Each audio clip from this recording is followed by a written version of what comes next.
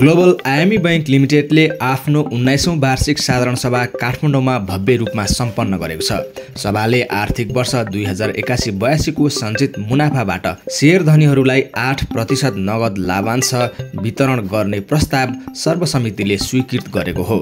यसले बैंकप्रति शेयर धनीहरूको विश्वास र सन्तुष्टि झल्काएको छ। आर्थिक वर्ष 2081-82 मा बैंकले 7 अर्ब 23 करोड सञ्चालन मुनाफा र 5 अर्ब 7 करोड कर पछिको मुनाफा आर्जन गर्न सफल भएको छ।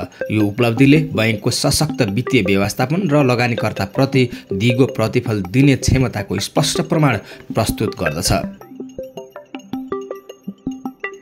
बैंकका अध्यक्ष चन्द्रप्रसाद ढकालले सभामा प्रस्तुत गर्नुभएको वार्षिक प्रतिवेदनले बैंकको दिगो बैंकिङ रणनीति र नवीन सोच उजागर गरेको छ।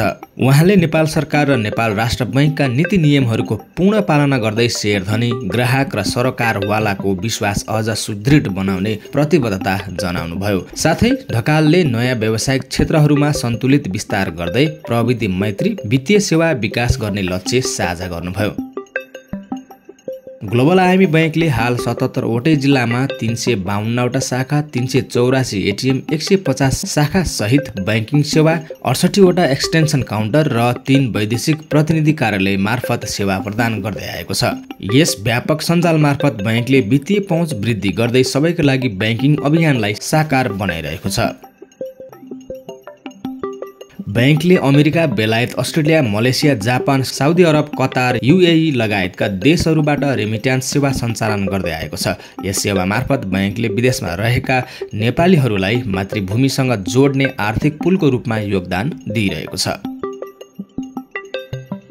ग्लोबल आयामी बैंकले विगतका वर्षहरूमा bank of the year 2014, best internet bank 2016, best bank Nepal 2024-25, Euromoney award for excellence 2022-24 र 25 लगायतका सम्मान प्राप्त गरेको छ। यी पुरस्कारहरूले बैंकको विश्वसनीयता, सेवा गुणस्तर र अन्तर्राष्ट्रिय मान्यतालाई प्रमाणित गरेका छन्।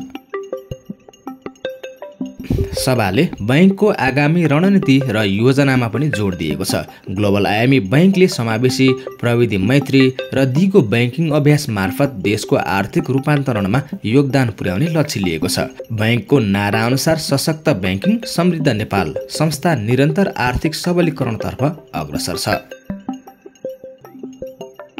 ग्लोबल आयामी बैंकको 19औं वार्षिक साधारण सभा केवल एक औपचारिकता होइन, विश्वास, पारदर्शिता र दिगोपनको पुनर्पुष्टि हो, जसले नेपाली बैंकिङ क्षेत्रमा सकारात्मक ऊर्जा र उज्यालो भविष्यको सन्देश दिएको छ।